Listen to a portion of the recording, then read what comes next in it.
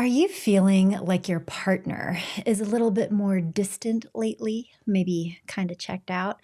And, maybe you've tried to reconnect with them, talk to them, but get that feeling like you're just bouncing off a wall, that they're kind of keeping you at arm's length. And that is a bad feeling when you're in a relationship, but it's really common, especially long term relationships have ebbs and flows. And if you're feeling like your partner is pulling away from you, you're probably here to try to figure out like how to reconnect. And so that's what we're going to be talking about today. It is something that comes up in many relationships at various points of time. And, there can be a lot of different reasons for this that we'll be diving into because understanding what those reasons are informs the strategy for how to reconnect. So that's really important. And I hope that by the end of this podcast, you'll have some direction for what to do when it feels like your partner is pulling away. So, I'm your host, Dr. Lisa Marie Bobby, and this is the Love, Happiness, and Success podcast.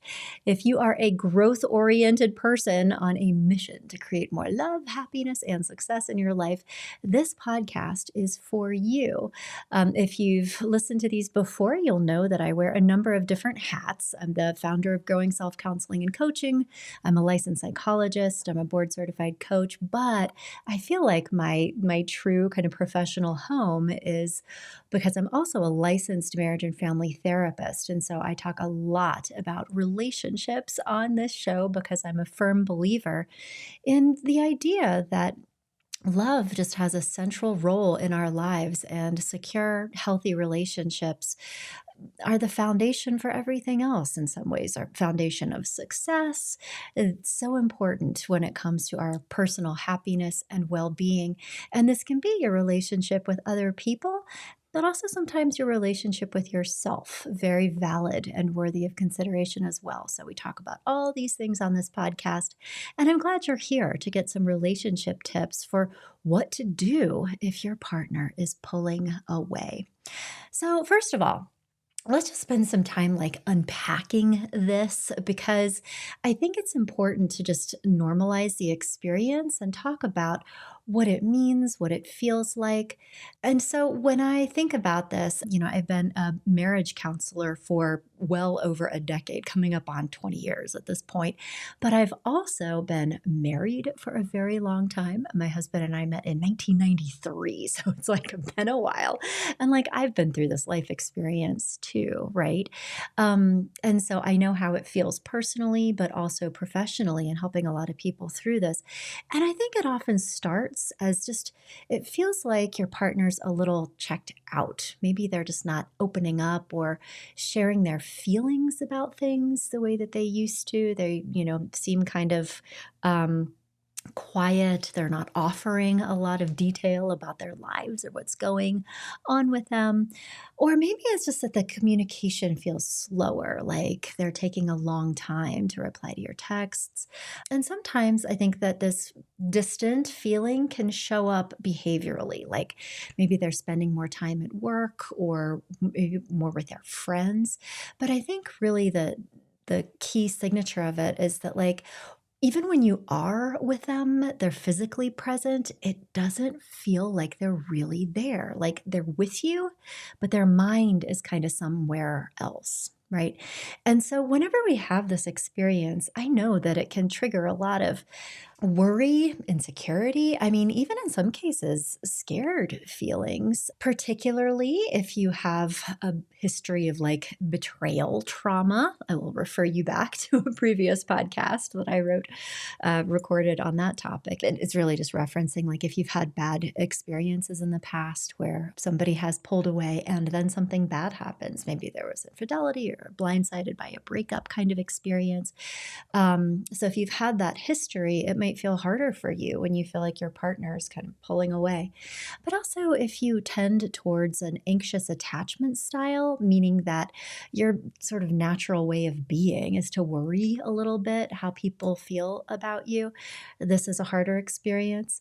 But I think oftentimes, what's hardest for all of us, and again, I've been in this place too. It's like when you ask what's going on, like you try to broach that conversation in what feels like a respectful way, they're kind of evasive. It just, or even if they are telling you like, "Oh, here's what's going on," it doesn't feel like it's okay. You can kind of just sense that something is different, even if informationally you don't know what it is. And just pausing there for a second, I mean, I believe that that is worth listening to. Our brains are just universes in and of themselves, and so powerful. And about 10% of our brain power is devoted to the things that we're conscious of.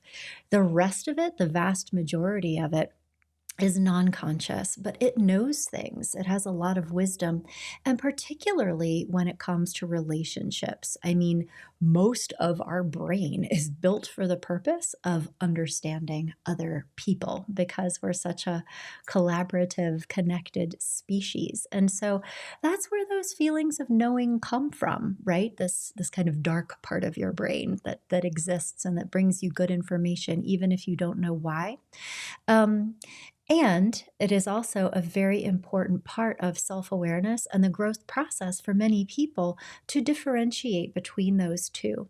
What is my wise mind? What is my reliable, trustworthy intuition that is based on reality versus what is anxiety? What is coming from my betrayal trauma history? What is coming from, an anxious attachment style? How do I tell the difference between those two things? So let's also just dive in when you have established through whatever your intuition or just having this life experience that yes, my person has definitely pulled away from me. This is an issue and I want to bring them back into the fold. Um, and just to understand like what is going on here, why this happens, and then of course how to begin the process of reconnection.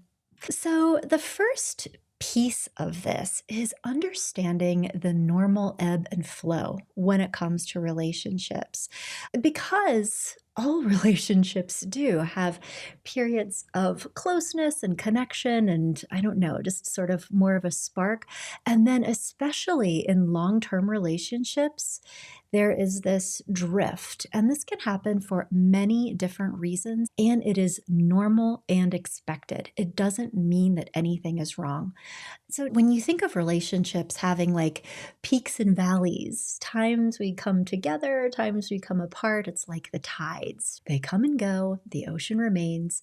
But so like don't panic when you notice this intensity shift. It's all part of the journey. And I will also say that good things can happen during these times of distance that many times in long-term relationships, in my experience, when there's a little bit of this pulling away, it's because there's growth happening on one side or the other. Maybe you or your partner is going through a life experience or kind of being more focused on something else for a little while. And then when you do come back together again, you have new things to talk about. You have a fresh perspective that you're bringing into the conversation, right? And so these are very, very positive things because you and your partner have got to be able to grow together. And that does require that like stepping out and stepping back in and getting to know each other over and over again. So that is part of the growth process and can be one reason for this ebb and flow experience. And it's really something to be celebrated. Um, the other thing that is true is that, interestingly, our perceptions of closeness can vary from person to person. So, like, for example, what you may consider as being close and connected may be different from how your partner experiences that. What might feel close in a good and positive way may feel like a lot of togetherness for your partner. And so they back up in order to regain their equilibrium, or vice versa. What feels like really normal for you may feel like, whoa, where'd you go for your partner? And this really comes from family of origin. I mean, all of our families have different cultures, different ways of being. And so, what you often see, like two people come together, they're dating, it's a new relationship, and that's like a lot of togetherness. And then, as a relationship matures and evolves, people settle into their normal, like default mode, their normal way of being. Like, okay, we're partnered, we're connected, it's kind of getting comfy, and I'm going to do what feels right and good to me, which again may be perceived as an uncomfortable differential in closeness between you and your partner.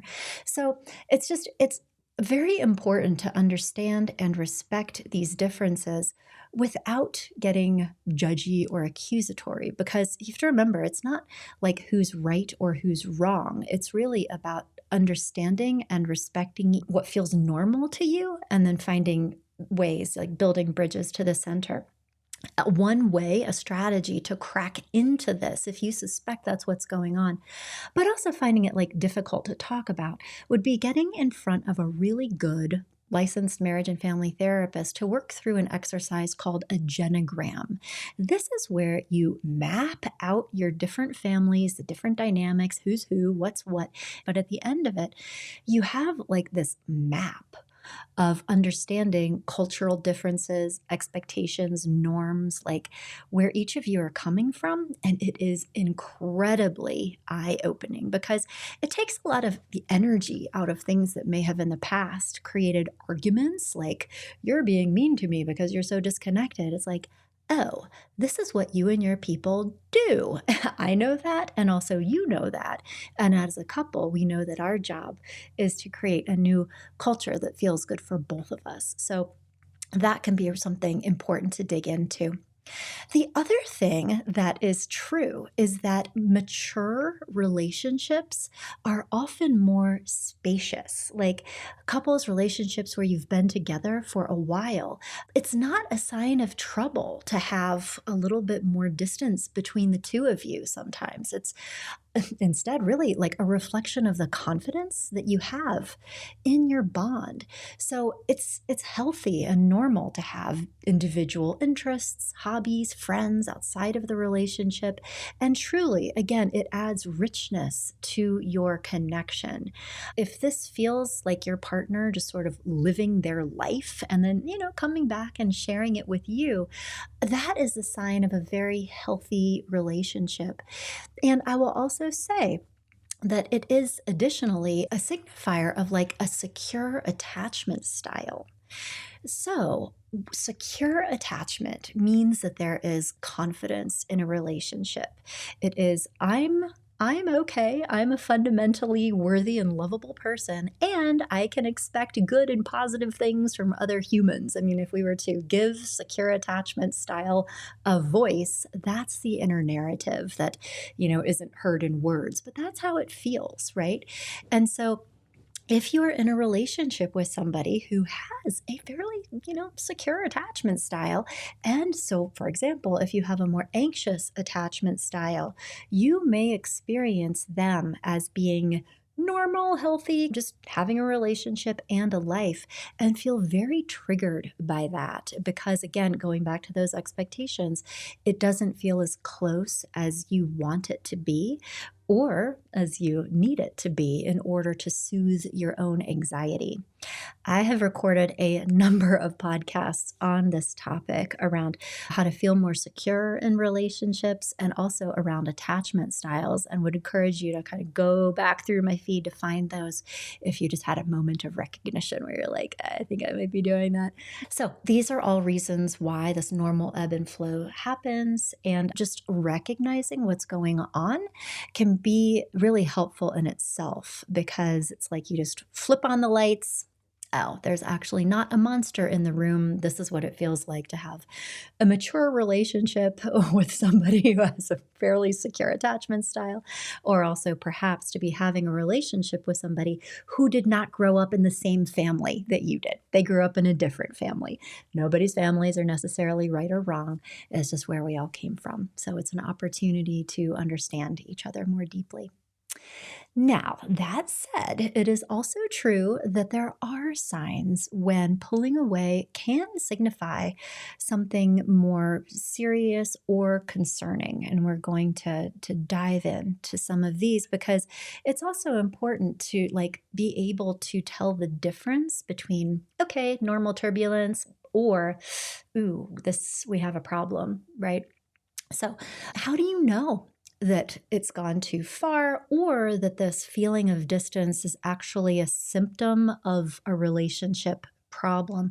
And there are warning signs to look out for because it's often not about needing space in healthy ways, right? It's about understanding the why your partner may be seeking that space. And it may be moving towards space or something else. It may also be specifically moving away from you for some reason. And particularly if that's what's going on, it's important that you understand it so that you can take corrective action. So, generally speaking, if there's a new shift, so it's unusual desire for space, like you've been together for years, you've kind of had your rhythm, and all of a sudden it feels really different, that could be a warning sign that something has actually changed that needs to be figured out.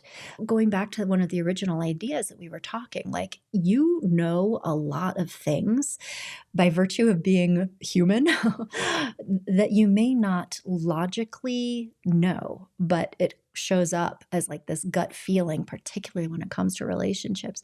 And so, for example, if you're not normally anxious in relationships, but all of a sudden you're feeling a little on edge or something's not right here, pay attention to that.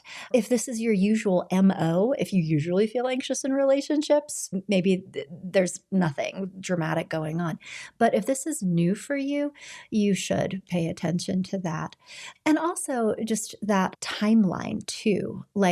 What happened right before you noticed this difference, particularly if it was new, if it seems to be outside the character of your partner historically, and also particularly combined with that intuition feeling. So, was there a trigger event?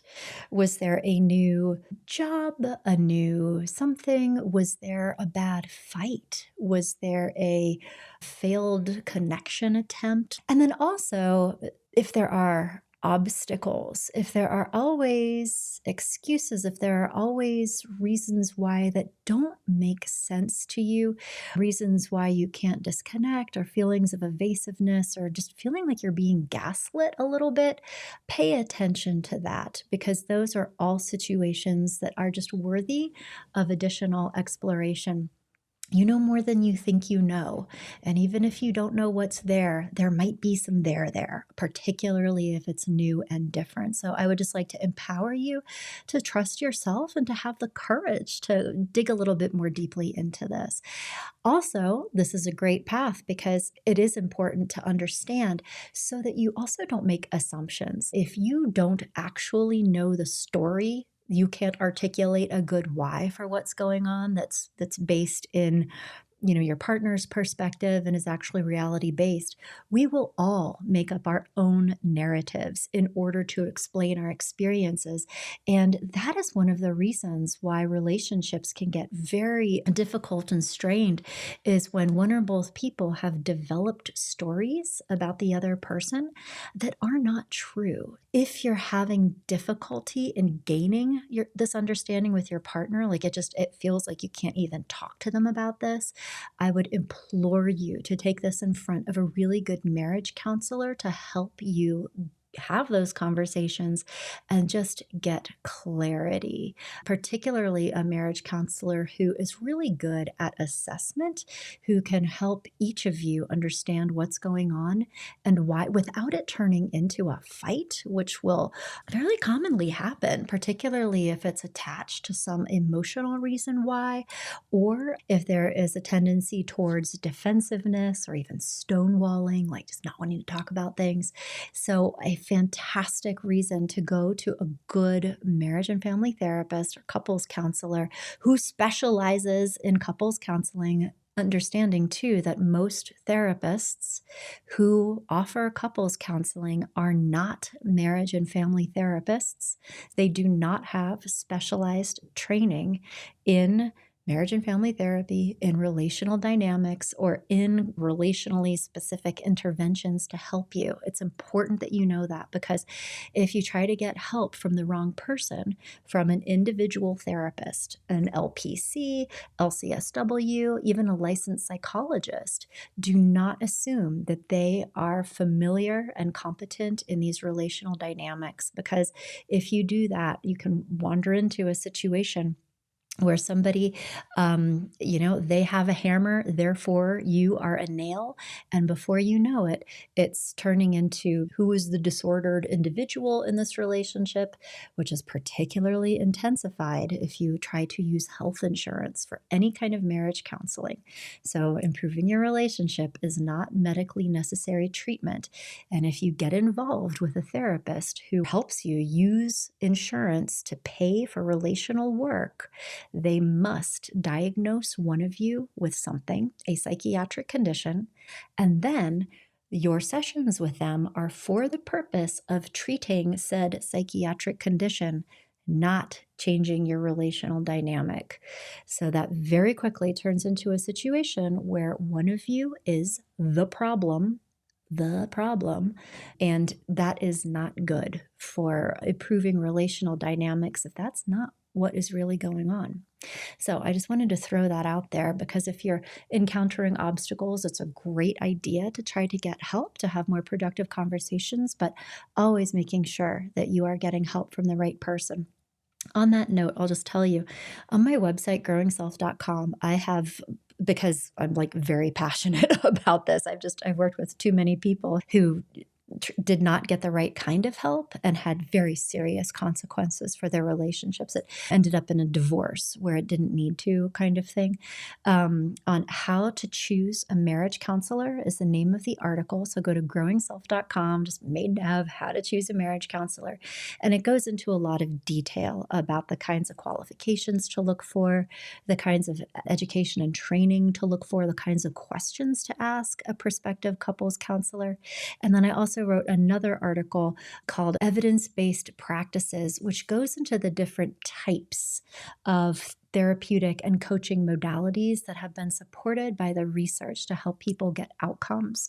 I put both of those there for you so that you can just, knowledge is power, like be able to make informed decisions, not just to get help, but really like who to get help with, because who you work with matters a lot.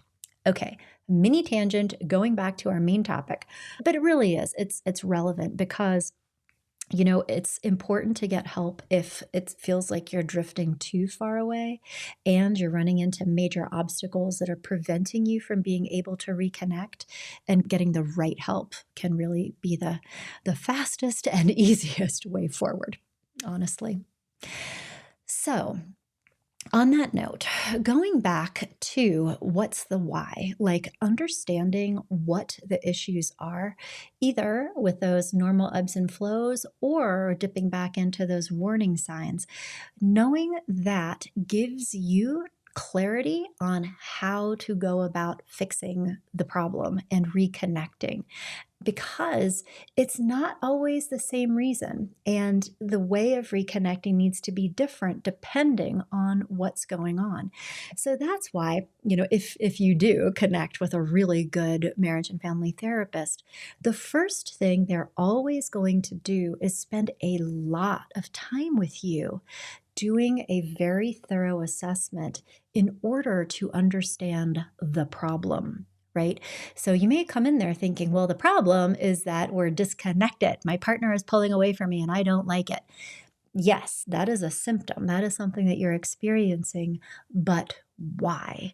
When we get the answer to that why question right, then the path forward unfolds. We can be like, okay, here's how to fix this. But if you get that wrong, you can waste a lot of time and energy and result in a frustrating and unpleasant experience if you're kind of barking up the wrong tree. So when I start working with a new couple in counseling, easily 4 to 6 sessions in the beginning, I am just peeling the onion. Like, okay, you feel distant, you've pulled apart, it doesn't feel the same.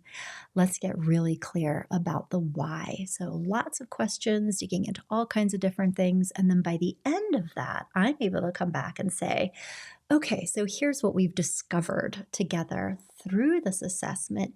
Here are the obstacles to connection, or here are the things that need to be healed in order for you to reconnect, et cetera, et cetera. So let's dig in though to some of what those are, and I'll talk about some of the directions that you can go in for each of those. So, first of all, one of the most common, I mean, even banal reasons for this experience of disconnection are competing priorities, especially in a long term relationship, a maturing relationship with adults. There are, and maybe intense jobs, like jobs with a lot of responsibility, family stuff, kids, your extended family, maybe your parents. You also have friends, hobbies. Maybe you like to get some exercise and some sleep once in a while. I mean, throw all that in a house to maintain. There's a lot of stuff. I mean, there's just a lot of work that goes into being a functional adult, right? And what often happens, and gosh, I can't think of a couple I've ever met, and including my own marriage, right? Where life just gets really busy and you have all this stuff that needs to be taken care of. There's kids and groceries and jobs and wanting to see a friend once in a while. And now the lawn needs to be mowed. And it's like, ah, it's a lot. So just like when you feel like you're running, running, running, and always going out the door and always having things to take care of, particularly, believe it or not, in a very fundamentally strong, secure, and healthy relationship, that feels like so solid, foundational. Our love will last forever, that like this is the thing that I can just like, this is okay. And I can go blah, be a maniac and all these other directions because of that trust and confidence in your primary relationship. Oh, the irony, right? And I think that this is when people feel like, oh, you're taking me or our relationship for granted, that kind of thing. I never see you, we never connect anymore. And you know what?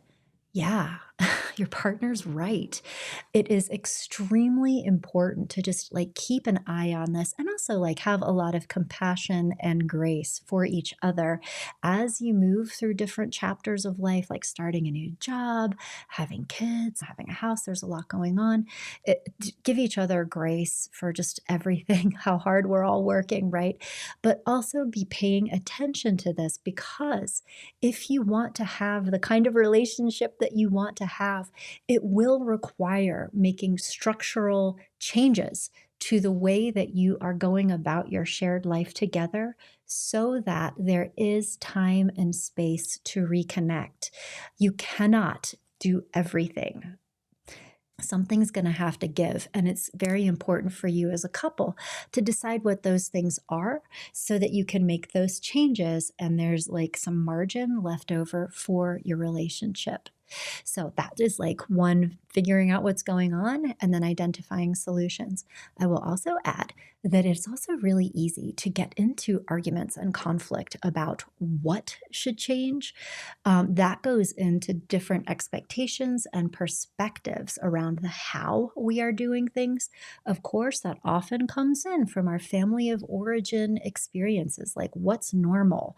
How do we maintain a home, right? So one person may be very attached to, no, we need to spend this entire weekend cleaning and reorganizing the garage because this is important.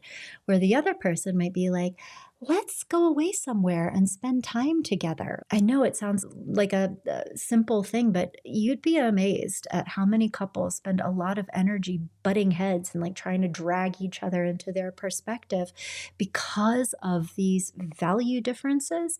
And this is, again, not a symptom of a deeply disturbed relationship, but a very common, normal, and important growth opportunity that literally every couple needs to work through at some point. So, if you're noticing this happening in your relationship, please take it seriously. These are also the kinds of issues that I've found that can be some of the easiest to minimize and say, oh, well, we're just busy, or oh, well, the kids, it's a busy chapter, and actually not do anything about because it's circumstantial, just like assuming that it'll sort itself out. It won't.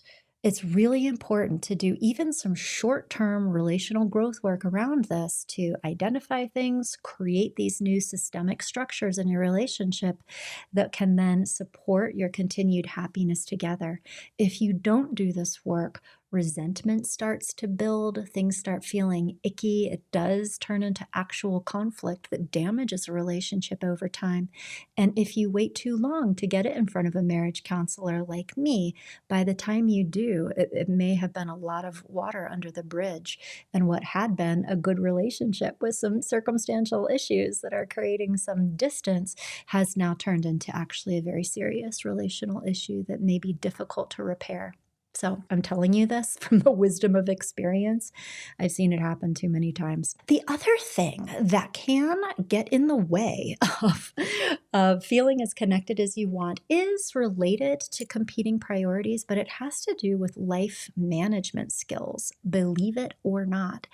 And so, what I mean by life management skills is that during these different chapters of life, like as people advance in their careers into positions of greater responsibility, or as families grow, these different burdens, you have a new house and now there's a yard and all the things. In addition to just doing the stuff, right, that can create these circumstantial differences in priorities or competing priorities, if one or both of you struggles to do things like manage time, manage tasks, it can really amplify the difficulties that happen to your relationship because of these differences in priorities. And I have gone through this too. I think I'm probably still going through this, but as we adult, life gets more complicated. And in order to become and stay a functional person through these different stages of life, you kind of need to up your game. And so many, many people do not have opportunities to develop themselves in these kinds of strategic ways. So they will frequently feel really, really stressed out by all the stuff going on. They will feel overwhelmed. They will feel anxious, even, and sometimes even start to feel really bad about themselves. They might feel like exhausted by different things. And so, because of all this stuff happening, it's actually impacting them emotionally and mentally because they haven't yet developed these life management skills in order to be operating at these higher levels that moving forward in life really requires of all of us. These are normal growth moments for every adult. And so if you or your partner is coming to understand that one of the reasons for the distance in your relationship pulling away is because of things like overwhelm, stress, anxiety, feeling exhausted, burnout, it's very important for one of you, perhaps even both of you, to take that in front of a really good therapist who specializes in growth-oriented therapy, not the diagnosis and treatment of psychiatric conditions, unless you suspect that that's maybe what's going on. But somebody who practices growth-oriented therapy and or, ideally, connecting with a growth-oriented therapist who specializes in coaching psychology, because they can very quickly identify what the problems are, what's causing those problems in terms of your own internal performance, basically those life management skills, and then use coaching psychology to say, try doing this instead and see how it goes, and really teaching you different ways of being that will get you better results in these different aspects of your life, and not just better results, but really help you feel better. So that's the path of growth, believe it or not, in order to be able to reconnect with your partner if that's the reason why the pulling away is happening. So symptoms of this, if one or both of you is just like, "Ugh, can't sleep because I'm so stressed. I'm not present because I'm always worried about things. I'm so exhausted that at the end of the night, I just want to sit there and watch like 6 episodes in a row of whatever show because I can't peel myself off the couch because of ugh." Those are very real relational obstacles. And I hope that me just talking through this for a minute helps define the path forward for you. Okay, now there are additional reasons, and this kind of gets more into the relational reasons why partners pulling away can and will happen. And in the area of self protection, if you or your partner have fears of intimacy, perhaps it makes you feel anxious to get too close to someone that goes above and beyond, like, my Norwegian family didn't talk to each other this much, but it's more like a really emotional, like, ugh, I need to move away from you, maybe correlated with an avoidant attachment style.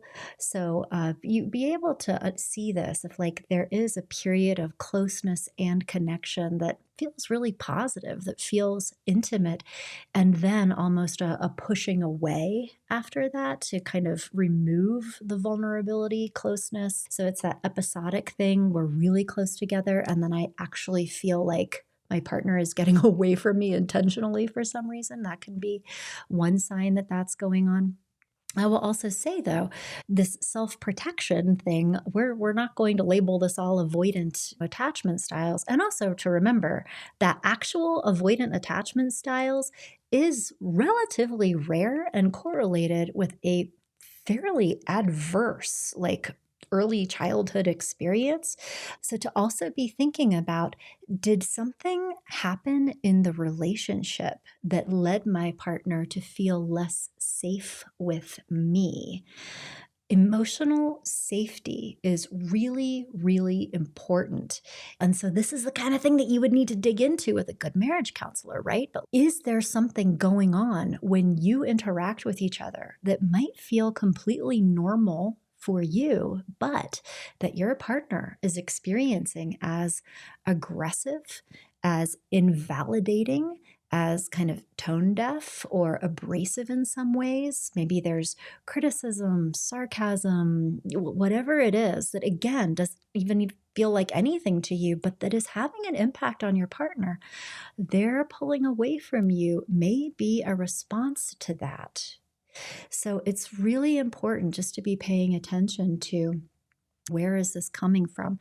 There can also be other kinds of relationship issues that can cause this feeling of pulling away. One of the honestly easiest to fix, but most difficult sometimes to see, is if you've gotten into a life space where you don't have a lot of shared enjoyment or meaning in your relationship anymore. This can sneak up on you, particularly as you get into later stages of relational development. But like, if you're not intentionally having fun with each other, or if you have drifted away to the point where it's difficult to understand each other's perspective, what's important to each of you, what is giving you meaning these days, if your friendship has atrophied, that can be a very serious relationship issue that's not characterized by like a ton of conflict and hostility, right? But it's almost like this, who are you? And not in a good way, not in a hello, attractive stranger, tell me about yourself. It's more like that growing apart kind of experience that many couples have. But this means that you have ruptured, or perhaps your friendship has like withered away, and it really needs to have a lot of focused energy being put back on it. So not just getting on the same page and developing new systems, but very intentionally rebuilding your friendship through emotional intimacy work, through reciprocal disclosure, doing fun things together. There's like many paths to repair for this, and getting connected with a good marriage counselor could help you not just identify what those are, but also, I think this is a very important advantage of professional marriage counseling, particularly with a marriage counselor who also identifies as a relationship coach, which I do. So I'm a licensed marriage and family therapist who loves coaching psychology. And I think the whole coaching mindset and way of being with clients, because it's very action oriented, meaning that we're not just talking about things in the room, it turns into action. Like, okay, now that we understand this because of talking about it in the room, here are the homework assignments, the things that I would like for you to do between now and the next time I see you. And having that kind of accountability partner in your life can be really helpful and important for this kind of friendship rebuilding because it can be easy to avoid. And then certainly, and this is like when there has been a wound to a relationship, you will see people pulling away from each other, one person pulling away from the other when there was a real like relationship rupture and there is unfinished emotional business. There is an unresolved wound. So a past conflict that was never properly addressed or an attachment trauma. If perhaps your partner was going through something hard, they needed you, and for whatever reason felt like you were not there for them, they may feel extremely distant to you from then on out. It's so vulnerable that it may be difficult for them to even talk about, but it feels like the relationship has changed. You need to go back in there to understand what the wounds were, talk about them in the present, and then repair your attachment to each other in the present in order to be able to move forward together into the future in a more connected way. This is a deep kind of relational work, but that can be a really powerful and important thing that's going on in relationships that are feeling more distant and that absolutely needs to be resolved. Time will not heal that. And then, of course, if there's anger and resentment going on about some aspect of the relationship, there are just repeated conflicts that are unresolved, or if your partner has been trying to communicate with you about something and just experiences you as being either avoidant or dismissive or not hearing them, they will begin to move away from you emotionally due to these feelings of first anger and resentment. And I will say at the later stages, this feeling of that they're just not going to get what they need or want from you, and that it's never going to be different. I've recorded a number of podcasts on this topic because it's such an important concept, and I think so important for people to understand, is that when relationships end, like when people actually get divorced and like sell the house and do the things, it's typically not some big explosion, like dramatic fight. One person has been on that off ramp for a while after spending usually a long time trying to fight for the relationship, trying to create change, trying to make it better. Let's go talk to somebody about this, or let's try to do things differently. And over again, feeling like that was just noped into death, right? And so they will begin to give up and they will detach emotionally from you and from the relationship due to this belief that it's never going to change. They can't get through to you. They've tried everything they know how, and they're drifting away. If you can identify this and begin to repair it earlier enough, it can change everything in a relationship. You guys can have the most amazing second act in the history of the world, right? Where you talk about the things that needed to be talked about previously and have courageous conversations about important things, make some important changes to a relationship. It can be beautiful. Telling you this is like a big sister, okay? Big sister who happens to be a marriage counselor. If you wait too long to go deep, have those conversations, and make changes, people can move away. They can go so far down that on-ramp, they cannot get back on. They can't get back on, even if they want to. I have personally had the experience many times of sitting in the room with a couple where one person, usually tears streaming down their face, says, I want to be in this relationship, This is a great person. We've had so many good years together. Love them as a human, want nothing but the best for them. And if this is so far gone, I can't rebuild what has been just broken beyond repair. And if they had had that conversation with me 3 years sooner, that would have been a really different conversation. There would have been tears and anger and would have gotten intense, which is good. That means people are talking about important things when it gets intense. But there would have been a path to reconnection, and there isn't. So, cautionary tale. Anger and resentment, that's a good sign. People are still fighting for the relationship, but it's just turning into this distance and like, I don't trust you enough to even talk to you about it. You have to get help sooner rather than later. Okay. And then certainly major mental health issues can impact feelings of connection in a relationship. And when those things are present, it's extremely important to get clinical mental health treatment from a licensed provider who can assess, diagnose, and treat these conditions appropriately, because unless or until that happens, it will be very difficult to create positive changes in your relationship.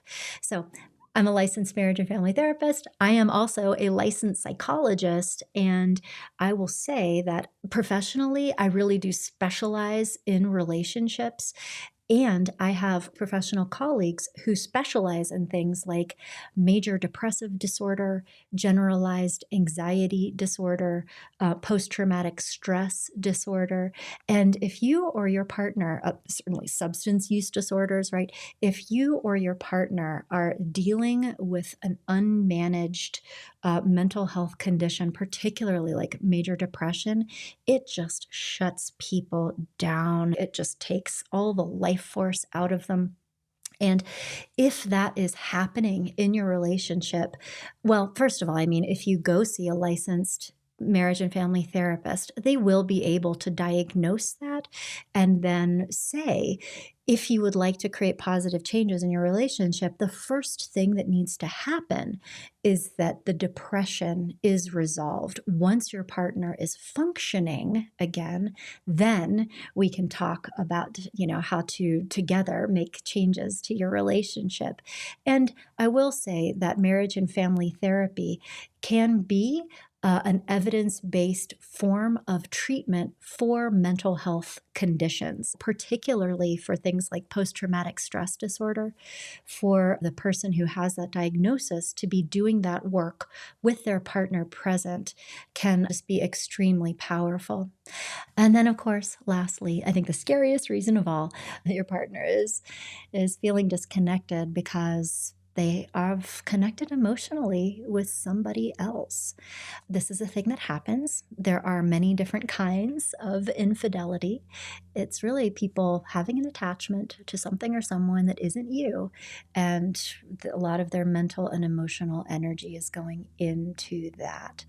So, obviously, a full fledged sexual affair can oftentimes feel like a lot of emotional disengagement, or oddly, sometimes a lot of like new energy into a relationship. We'll unpack that in a different podcast. But the disengagement, not being available, being gone in strange and new ways, and also, emotional affairs are very real. If your partner is getting their emotional needs met elsewhere, it will change how your relationship feels. They're not going to be talking to you as much about what's going on with them and all their blah and how they're feeling and what they're thinking because they're doing that with somebody else. So, if that is how it's starting to feel for you, it's okay to check that out. You used to talk to me all the time about XYZ. Why am I not hearing about this anymore?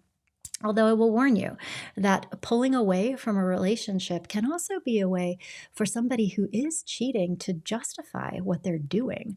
People who are committing infidelity will develop narratives that support their behavior. Reasons why this is a bad relationship, or reasons why you're a bad partner and I deserve to get my needs met elsewhere, is something that they will be actively creating in order to manage their own cognitive dissonance about what they're doing. So just be ready for that.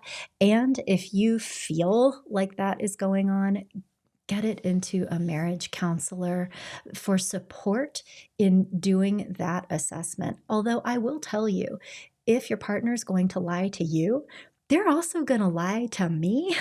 But I think with the support of a good marriage counselor, we can do some things, almost like run some diagnostic experiments to see what's going on.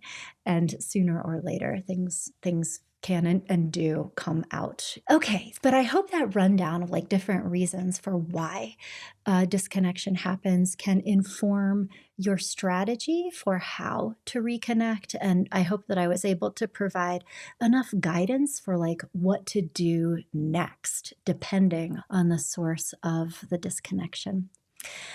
So, very lastly, let's go into some strategies for how to reconnect. And first of all, we've identified disconnection has happened. Is this normal disconnection? Is it problematic disconnection? Now, what do I do? What's the reason why? But with all of them, a great place to start is simply to broach the conversation with empathy. So that means saying, hey, things feel a little bit different lately. Do you feel this way too? I wonder if we could talk about what's going on here because I miss you. You know, like you're coming into it, you're not being accusatory or hostile. You're coming into it in an authentic and vulnerable way with an open-hearted bid for reconnection and creating emotional safety, an invitation for your partner to walk into this space with you to say, yeah, I feel that way too. Emotional safety is really key, which is if you want someone to come closer to you, it's very important that you use cat psychology, meaning that, you're not telling them what to do, you're not giving them orders, you are creating a really positive environment that feels good for them to move towards you, right? So being kind, being gentle, broaching courageous conversations with empathy, but also really helping them have a positive experience with you. And that also goes into this like emotional management. So when you do that, they might say, you know what, I have been distant and it's because I'm still angry about that thing that happened a while ago. You really hurt me and I haven't been able to get over it. That's what you might hear when you create emotional safety for someone. And that is so fantastic.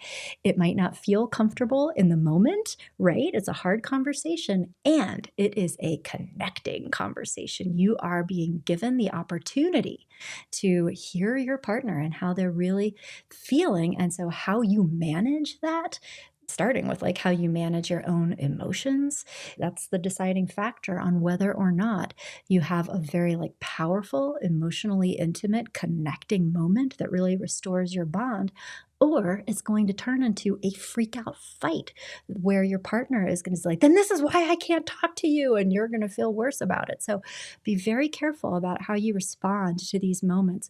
If this is difficult for you to do, or if your partner just won't engage with you, please go to a marriage and family therapist for support because, like, just letting it ride is not going to make it better. Also, if your partner is like saying things about like why they're disconnected and you're feeling defensive, you're feeling like that's not what happened, like that kind of response, please get some support with that because learning how to listen and respond with empathy, validation, affirmations, like even if your partner's perspective is different than your own, this is a key relationship skill that will heal the bond and ultimately get you the outcome that you want, which is increased connection with your partner. But also, lastly, if you've taken nothing else away from this whole podcast, don't wait to get support. It's so easy. I've done this myself in my own relationship around like, well, we're just going through a hard time. It'll get better. Making all these excuses for like why we're not going to talk to somebody. And these things that we're talking about today, many of them are very, very normal. They happen in every relationship. And most relationships are kind of silently suffering. People who have the kind of relationship that you want to have, people like you, get involved in relationship growth work. I love the listeners of this podcast. They are proactive, they're here to learn, they're here to grow, they are coachable. That's why they like this. That's why they listen to me, is why you listen to me. And I think, that's really the takeaway, is to take positive action in service of your relationship. Do something about it, as opposed to think about it or try something a little bit and then stop and just assume that it'll get better on its own. Okay, my friends, that's enough for today. Thank you so much for joining me on this episode. I really hope that it was helpful for you. I will be interested to hear your thoughts and your feedback around follow up questions that you have for me. You can connect with me on Instagram. I am also now more present on YouTube if you want to leave comments or questions for me there. You can also join the conversation on the blog post for this on my website, which is growingself.com.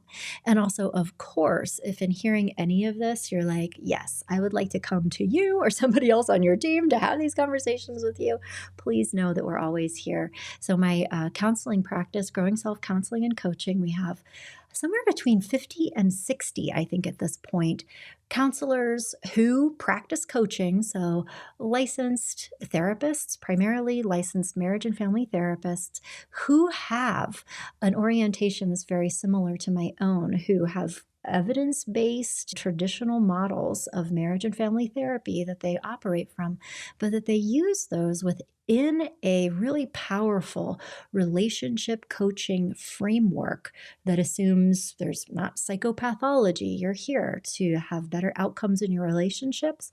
And it's a very direct and active approach designed to help you create real and lasting change and to move this forward.